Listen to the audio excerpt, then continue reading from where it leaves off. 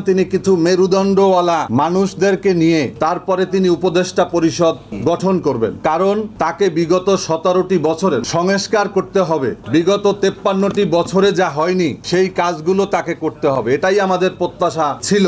কিন্তু আমরা দেখলাম এখানে অনেকে পরিবারতন্ত্র নিয়ে কথা বলেছেন, কিন্তু স্বজনপ্রীতি নিয়ে কথা বলেননি।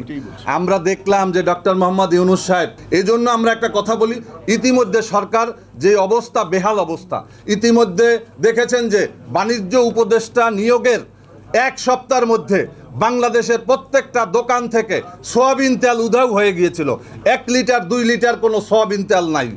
পরে কি করলো, এই উপদেষ্টাকে বাধ্য করলো 8 টাকা করে প্রত্যেকটা কেজিতে, লিটারে 8 টাকা বাড়ানোর পরে আবার আমরা সয়াবিন তেল পেলাম। এখন একই দোকানে, যে দোকানে সয়াবিন তেল ছিল না, সেই দোকান থেকে 8 টাকা বেশি দামে কিন্তু সয়াবিন তেল তাৎক্ষণিক বের হয়ে গিয়েছে। এই হচ্ছে আমাদের নেচার।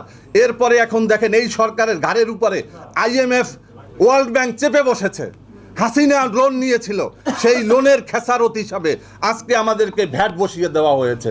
আজকে আমাদের OMS এর ট্রাকগুলো সাধারণ মানুষ, গরিব মানুষের বেঁচে থাকার জন্য আপনারা সংস্কার করেন। এদেশের সাধারণ মানুষের কোনো সংস্কারের দরকার নাই।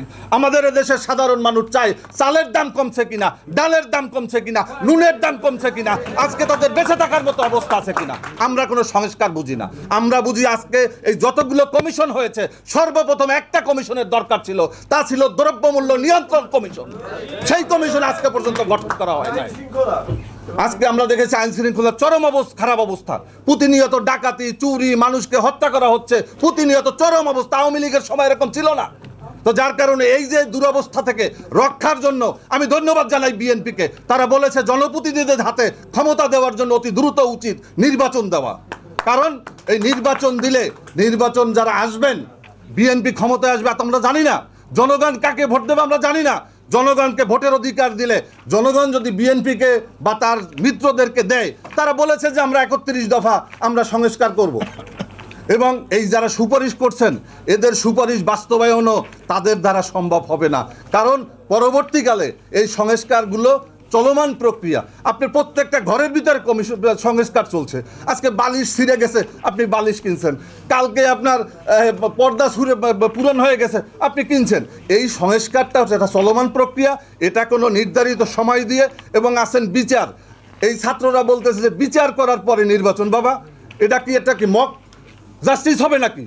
এখানে আওয়ামী লীগের বিচার করবা, খুনের বিচার করবা? এই 17 বছরে হাজার হাজার মানুষকে হত্যা করেছে, 1 লক্ষের বেশি মামলা দিয়েছে, 1 কোটির বেশি আসামি করা হয়েছে। প্রত্যেকটা হত্যার বিচার করতে হবে। এটা কি 1 বছরে হবে নাকি? আমরা একটা সুন্দর, সুষ্ঠু, একটা নিরপেক্ষ বিচার চাই।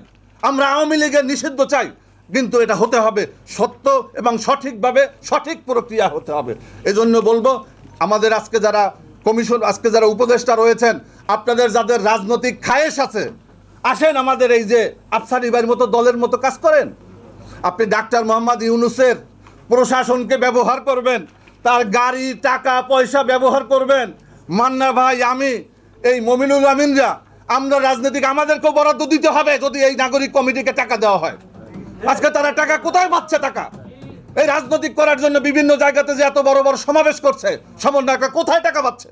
যাদের মানুষের বাড়িতে ছাত্র পড়িয়ে তারপরে জীবন জীবিকা চলতো, আজকে তারা এত টাকা কোথায় পাচ্ছে?